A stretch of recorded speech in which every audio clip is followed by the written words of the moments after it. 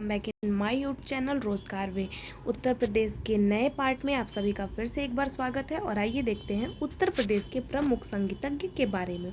तो तबला वादक में पंडित राम सहाय, कंठे महाराज, किशन महाराज, पंडित सामता प्रसाद, गुदई महाराज, शरद महाराज और पंडित रामजी मिश्र ये तबला वादक के लिए विख्यात हैं। नेक्स्ट है सितार वादक। सितार वादक के लिए पंडित रविशंकर। बांसुरी वादक पंडित हरिप्रसाद चौरसिया। ऐसे ही शहनाई वादक के लिए उत्साद बिस्मिल्ला खां और वायलिन वादक के लिए पंडित ओमकारनाथ ठाकुर, डॉक्टर एएन राजम प्रसिद्ध हैं। नेक्स्ट है सारंगी वादक के लिए पंडित गोपाल जी मिश्र और पखावज वादक के लिए कुदऊ सिंह को जाना जाता है।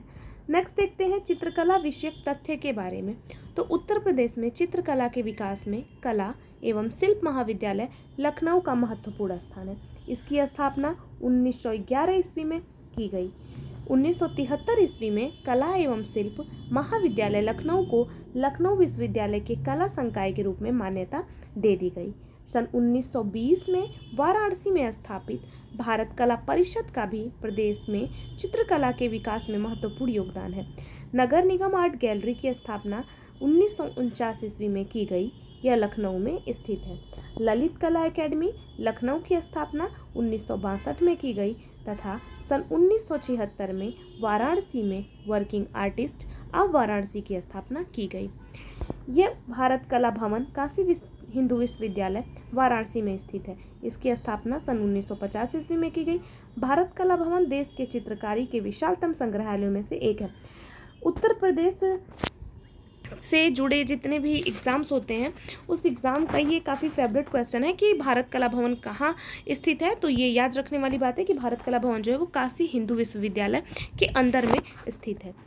नेक्स्ट है रमेश चंद्र साथी, नित्यानंद, चमन सिंह चमन तथा सुरेंद्र बहादुर इत्यादि प्रदेश के अंतर्राष्ट्रीय ख्याति प्राप्त चित्रकार है। ये याद रखना है, रमेश चंद्र साथी, नित्यानंद, चमन सिंह चमन और सुरेंद्र बहादुर ये इंटरनेशनल चित्रकार हैं, मतलब इनको इंटरनेशनल लेवल पे लोग जानते हैं। प्रदेश के अनेक विश्वविद्यालयों में चित्रकला में स्नातक पाठ्यक्रम से लेकर शोध उपाधि तक की व्यवस्था है। यानी कि कहने का मतलब ये है कि बहुत सारे यूनिवर्सिटी ऐसे हैं जहाँ पे ग्रेजुएशन और पोस्ट ग्रेजुएशन के साथ साथ मतलब चित्रकला में रिसर्च पीएचडी की भी व्यवस्था की गई है। इनमें कुछ ऐसे नाम हैं जिसमें काशी हिंदू विश्वविद्यालय BHU, अलीगढ़ मुस्लिम विश्वविद्यालय AMU, इलाहाबाद, आगरा, कानपुर, दयालबाग, मेरठ, बरेली और गोरखपुर के विश्वविद्यालय शामिल हैं। नेक्स्ट है प्रदेश में कला और संस्कृति के संरक्षण एवं प्रोत्साहन के उद्देश्य से संस्कृति शिक्षा परिषद का गठन भी किया गया है। प्रदेश की प्रमुख चित्रकला शैलियाँ इस प्रकार हैं। इनमें पहला है कंदरा शैली अथवा मिर्जापुर शैली।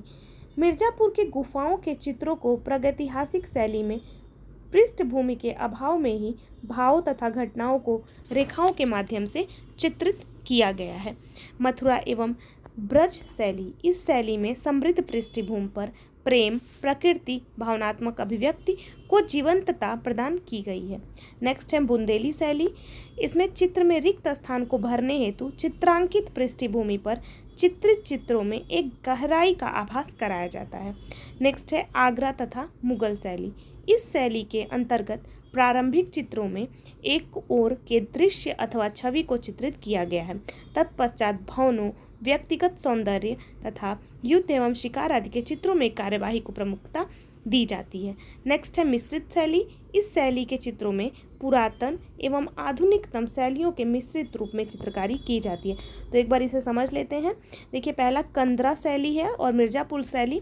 तो यहाँ पे जो है ये कह रहा है कि प्रागैतिहासिक शैली है, तो उस टाइम के जो घटनाएं थी उनको रेखाओं यानी लाइन के माध्यम से जो है वो चित्रित किया गया है। और नेक्स्ट है उसके बाद मथुरा एवं ब्रज शैली। तो इसमें प्रेम, प्रकृति और जो भी उस टाइम के जो भी इमोशंस रहे होंगे तो उन भावनाओं को वहाँ पे अभिव्यक्त करने की कोशिश की गई है। नेक्स्ट बुंदेली शैली है। तो बुंदेली शैली में जो है कि एक चित्र को बना के और उसके बीच में एक खाली स्थान, जैसे कि खाली बैठा हो कोई और उसे कुछ समझ में ना हो तो ठीक है चित्रकारी करते हैं, तो एक कुछ ड्रॉ कर दिया और उसके बीच में फिल करने की कोशिश, तो ऐसा जो है वो बुंदेली शैली में देखा जाता है। आगरा तथा मुगल शैली की बात करें तो यहाँ पे भवन, व्यक्तिगत सौंदर्य, युद्ध एवं शिकार को प्रमुखता दी गई है। नेक्स्ट है मिश्रित शैली। मिश्रित शैली में कुछ प्राचीनतम, कुछ पुरानी चीज़ें तथा कुछ मॉडर्न चीज़ों को मिला के, यानी कि पुरातन और आधुनिकतम शैलियों का मिश्रित रूप जो है वो देखने के लिए मिश्रित शैली में मिलता है। आगे देखते हैं, नेक्स्ट है लोकगीत और समझते हैं लोकगीत। हिंदी तथा उसकी सहायक भाषाओं में लोकगीतों का गायन की परंपरा प्रचलित है। प्रदेश के अंतर्गत कई लोकप्रिय लोकगीत गाए जाते हैं, जिनमें कुछ इस प्रकार हैं, जैसे बिरहा, चैता, रसिया, कजरी, आला, ढोला, भर्तहरि और पूरन भगत आदि। ये उत्तर प्रदेश के कुछ खास लोकगीत हैं। इनमें पहला देखते हैं बिरहा। बिरहा जो है ये पूर्वांचल एरिया में काफ़ी ज़्यादा प्रसिद्ध लोक गायन है, जिसमें भोजपुरी भाषा में स्थानीय क्षेत्र में घटी किसी घटना का वृतांत गीत के रूप में गाया जाता है। इसमें अधिकांशतः वीर रस के गीत गाए जाते हैं। इसमें गायक लोकवाद्य के रूप में करताल का प्रमुखता से उपयोग करते हैं। नेक्स्ट है आल्हा। आल्हा जो है ये बुंदेलखंड क्षेत्र में गाया जाता है। आल्हा के लयबद्ध गायन की प्रसिद्ध शैली है। इस वीर रस कथा में महोबा के वीर भाइयों आल्हा और उदल की वीरता का वर्णन किया जाता है। तो आल्हा और उदल अगर आप नहीं पता होगा तो आल्हा उदल की स्टोरी आप ज़रूर देखिएगा, काफ़ी इंटरेस्टिंग स्टोरी है। नेक्स्ट है चैता। चैता जो है ये एक प्रकार का ऋतु गीत है, यानी ये सीज़न पे बेस्ड होता है, जिसमें फाल्गुन पूर्णिमा से लेके चैत्र पूर्णिमा के दौरान गाया जाता है। इन गीतों में प्रेम की अनुभूति को व्यक्त किया जाता है। नेक्स्ट है रसिया। यह ब्रजभूमि की प्रसिद्ध लोक गायन परंपरा है, जिसमें भगवान श्री कृष्ण की उपासना विभिन्न तरीकों से की जाती है। इन गीत में आध्यात्मिकता एवं भौतिक भक्ति भाव को प्रदर्शित किया जाता है। नेक्स्ट है कजरी। कजरी जो है ये सावन के महीनों में गाया जाने वाला मधुर लोकगीत है। इसमें मुख्यतः कजरी है ये महिलाओं के द्वारा गाया जाता है। नेक्स्ट देखते हैं प्रमुख लोक नृत्य के बारे में बात करते हैं। अभी तक गीत था, अब ये नृत्य है। तो नृत्य में सबसे पहले आता है नौटंकी। तो नौटंकी जो है ये उत्तर प्रदेश का सर्वाधिक प्रचलित लोक नृत्य नौटंकी है, जिसका मूल स्वरूप विधि नाटक का है। इसमें हाथरसी तथा कानपुरी नाट्य शैलियों द्वारा संवाद, गायन एवं लोक नृत्य के माध्यम से लोक कथाओं का प्रदर्शन किया जाता है। अब देखते हैं, नेक्स्ट है धोबिया राग। यह धोबी जाति का नृत्य है, जिसमें एक नर्तक धोबी तथा दूसरा नर्तक उसका गधा बनता है। नेक्स्ट है धोबिया नाच। इसमें कच्ची घोड़ी पर सवार होकर एक नर्तक अन्य नर्तक के मध्य विलक्षण मुद्राएं प्रदर्शित करते हुए नृत्य करता है। इसका आयोजन मांगलिक अवसरों पर किया जाता है। नेक्स्ट है धुरिया समाज। इसके तहत बुंदेलखंड क्षेत्र की कुम्हार जाति के नर्तक पुरुषों द्वारा स्त्री रूप धारण करके महिला भाव भंगिमाओं को प्रदर्शित करते हुए गाते और नृत्य प्रस्तुत करते हैं। नेक्स्ट है पाई डंडा। पाई डंडा गुजरात के डांडिया रास नृत्य के समान ही है। यह बुंदेलखंड के अहिर जाति के लोगों द्वारा सामूहिक रूप से पाई डंडा नृत्य किया जाता है। नेक्स्ट है दीपावली। दीपावली के शुभ अवसर पर बुंदेलखंड के अहिर जाति द्वारा किया जाने वाला यह एक खेल जैसा नृत्य है, यानी कि दीपावली के अवसर पर बुंदेलखंड के जो अहिर जाति होते हैं वो लोग जो हैं इसे खेल जैसा एक नृत्य करते हैं, जिसे हम दीपावली नृत्य कहते हैं। नेक्स्ट है ख्याल। यह नृत्य बुंदेलखंड क्षेत्र में पुत्र जन्म के अवसर पर किया जाता है। इसके तहत नर्तक अपने ऊपर रंग बिरंगे कागज बांस के मंदिरों को रखकर बुंदेली गायन और नृत्य करते हैं। नेक्स्ट है कथक। कथक उत्तर प्रदेश की देन है। इस नृत्य शैली को अवध के अंतिम नवाब वाजिद अली शाह ने प्रोत्साहित किया था। नेक्स्ट है सैरा।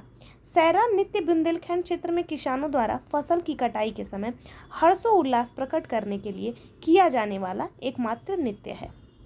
राई बुंदेलखंड क्षेत्र में महिलाओं द्वारा किया जाने वाला एक प्रकार का मयूर नृत्य है, जिसे मुख्यतः कृष्ण जन्माष्टमी के अवसर पर किया जाता है। नटवरी। नटवरी उत्तर प्रदेश के अहिरों तथा यादवों में प्रचलित यह नृत्य संगीत एवं नक्कारों की लय पर खेल मुद्राओं को प्रदर्शित करते हुए किया जाता है।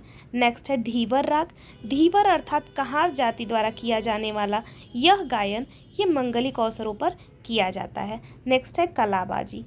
अवध क्षेत्र के इस नृत्य में नर्तक कच्ची घोड़ी पर सवार होकर तथा मोर बाजा लेकर कलाबाजी करते हुए नृत्य करता है। इस नृत्य में कलाबाजी की प्रमुखता होने के परिणाम स्वरूप ही इसको कलाबाजी नाम दिया गया है। नेक्स्ट है पासी नाच। युद्ध के अभिनय के रूप में अभिनीत यह नृत्य पासी जाति द्वारा किया जाता है। इसमें 7 पृथक मुद्राओं को एक गीत एवं एक लय में प्रस्तुत किया जाता है। नेक्स्ट है जोगिनी। साधु का रूप धारण करके स्त्री एवं पुरुष नर्तक, साधु और पुरुष नर्तक समूह में किया जाने वाला यह नृत्य अवध क्षेत्र में रामनवमी के अवसर पर किया जाता है। पहले इस नृत्य में स्त्रियां भी भाग लेती थी, लेकिन अब उनका अभिनय भी स्त्री रूप धारण करके पुरुषों द्वारा ही किया जाता है। तो जोगिनी नृत्य में जो पुरुष होते हैं वो स्त्रियों की तरह वो साधु रूप धारण करते हैं और उसमें वो जो है रामनवमी के अवसर पर जो है नृत्य प्रस्तुत करते हैं। पहले इसमें स्त्रियों का कंट्रीब्यूशन भी होता था, जो धीरे धीरे अब खत्म हो गया है। तो जो स्त्रियों का भी जो स्थान है वो पुरुषों ने ले लिया है। इसे जोगिनी डांस कहते हैं। नेक्स्ट चरकुला। चरकुला जो है ये ब्रज भूमि में रथ के पहिए पर अनेक घड़ों को रखकर किया जाता है। इसे ब्रज भूमि का घड़ा नृत्य भी कहते हैं। पूजा के जाते समय एक नर्तक द्वारा देवी की भूमिका अभिनीत करते हुए किया जाने वाला यह नृत्य बुंदेलखंड क्षेत्र में किया जाता है। नेक्स्ट है कार्तिक। बुंदेलखंड क्षेत्र में प्रचलित कार्तिक कृत नृत्य में नर्तकों द्वारा श्री कृष्ण तथा गोपियों के रूप को धारण करके नृत्य गायन के माध्यम से उनके संबंधों का वर्णन किया गया है। तो ये जो है इतने उत्तर प्रदेश के लोक नृत्य तथा उत्तर प्रदेश के लोकगीत इस प्रकार से हैं।